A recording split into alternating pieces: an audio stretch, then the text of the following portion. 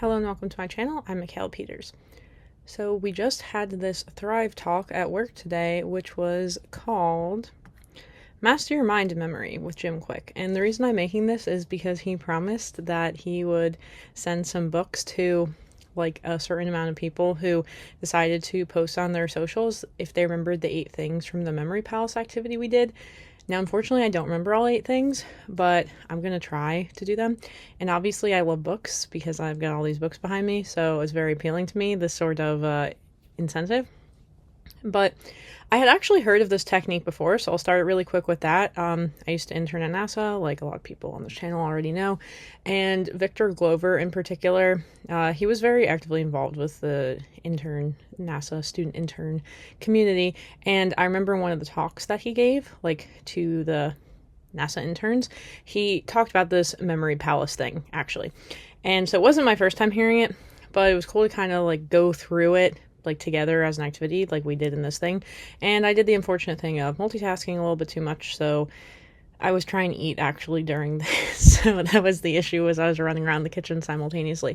But the things I remember is it was like you were remembering an avocado on your head and then an egg on your neck, I guess like an Adam's apple kind of thing, but an egg, and like cabbage or something else greenish, like a salad kind of thing, cabbage or spinach or something like that on your shoulders, and then like sort of on a breastplate it was salmon, I guess smoked salmon, I don't know.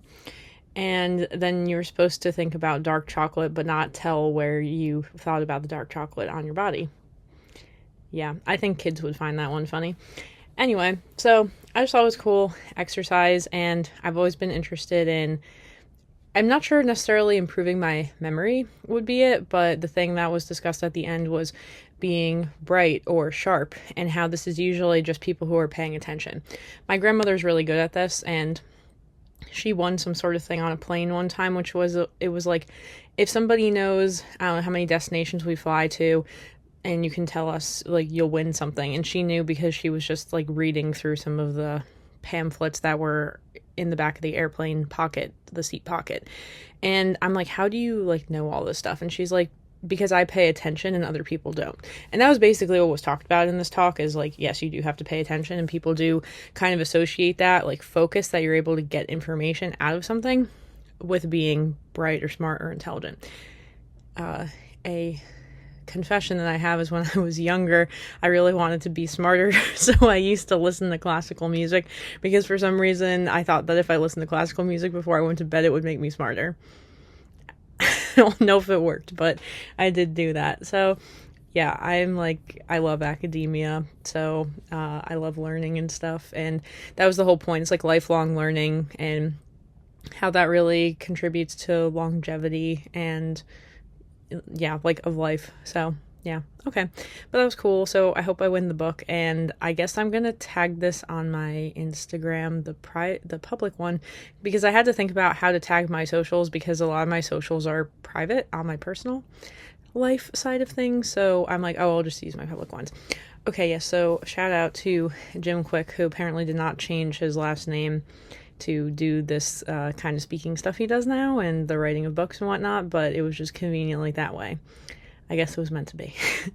Alright, so thanks for that, and you can actually look up Memory Palace stuff yourself too if you're curious about that. I just know it's something I've heard about before, and it is something I would do better to do. Also, the reading for 30 minutes a day that they talked about at the end really stood out to me, because I'm like, I really need to be better about that. I don't know if I read for quite that long, but maybe if I was more, dedicated with that, could be good for my memory too. All right, that's it. So I hope I get the book. That's all. All right, thanks. Bye.